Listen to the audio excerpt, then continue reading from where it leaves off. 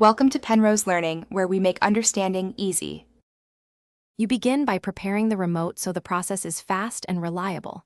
Insert fresh batteries and power the AC with the remote. This ensures changes register. Once done, look at the display and confirm it shows auto. Next, position yourself within 3 to 5 meters for a clear signal.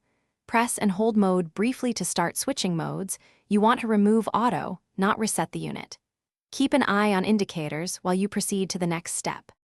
You now change the mode from auto to a manual setting. Press mode repeatedly.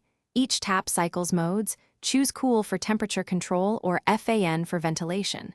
Once you see cool or FAN, set a temperature with the up/down buttons so the system exits automatic behavior. Make sure to wait a second after each press so the remote transmits reliably. If the remote has a hold or lock, do not enable it. This step fixes the operating logic. You finish by confirming the change at the indoor unit. Point the remote at the sensor and press on. Verify the unit display matches the remote mode. If the AC reverts to auto, power cycle the indoor unit or outdoor condenser by turning off mains for 30 seconds, then restart. This clears a control lock. If problems persist, try a different remote or replace the batteries and test again.